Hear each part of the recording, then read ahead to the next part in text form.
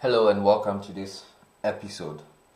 In this video, I'm going to show you how to download the binaries of the firmware you will need and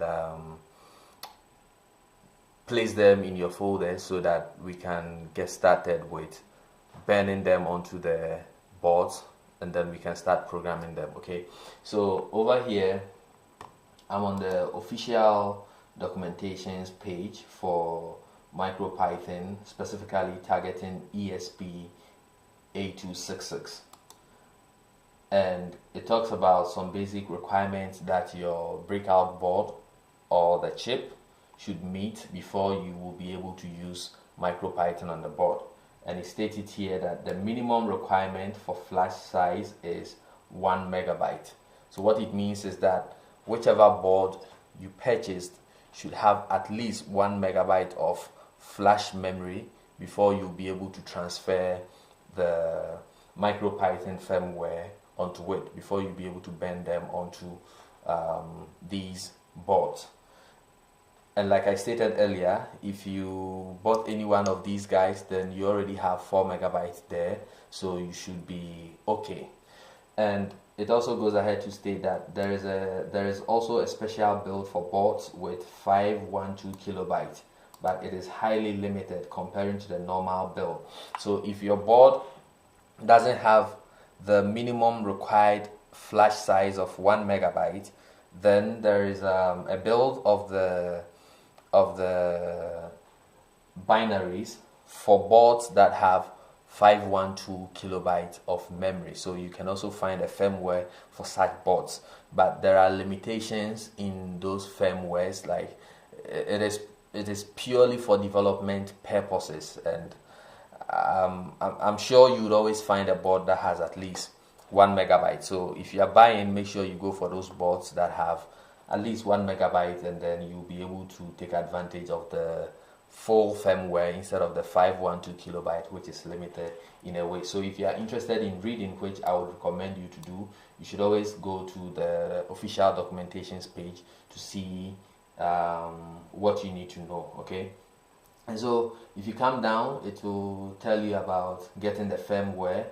We already have solved the issue of powering the board because we are going to get our power from the USB cable that I showed you in the previous video. So the same USB cable we connect here is going to help us to transfer code onto the processor, as well as to power the board for us to be able to draw current and voltages across various GPIO pins to do whatever we want to do with them.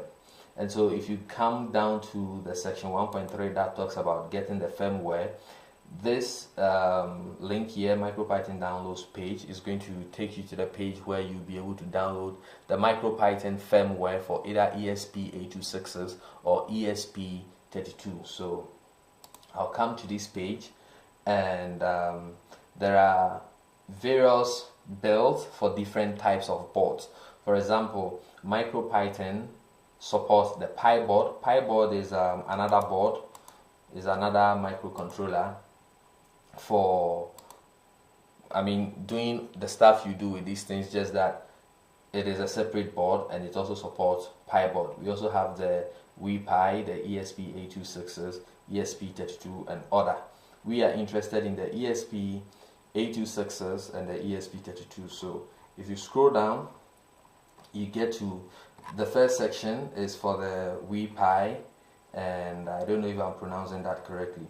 And then the second list has the firmwares for ESP8266, and I'm always going to go for the latest because I have the boards that have at least 4 megabytes of flash memory. If you have the 512 kilobyte or less than 1 megabyte, then you have to go for the ones here, and I would always say go for the latest because these have been tested. It's not developmental. There are two builds, the ones that have been tested, the stable releases, and then there are also the daily releases that is for development purposes. I am going to go for the latest. So if I come to the ESP firmware for the MicroPython firmware for ESP8266 boards, I just click on the latest, and that is going to download the latest for me.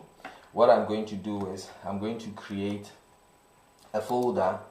So now we only have our virtual environment folder. I'm going to create a folder called Firmwares, and then I'll copy the file we just downloaded into that folder. So what I'm going to do is I'll just show it in the folder, and I already have it downloaded, but I'm just downloading for you to see. So I would come to development, ESP, firmwares, and I'm going to paste it here.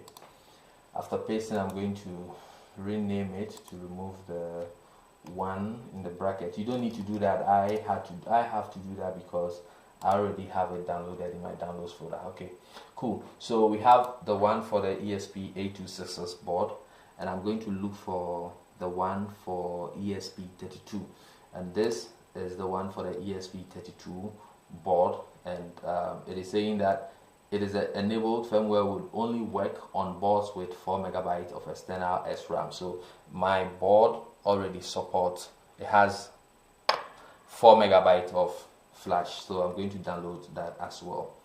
So I'll click on this, and once the download is finished, I will go in the copy, and I'm going to paste it in the ESP folder, firmwares.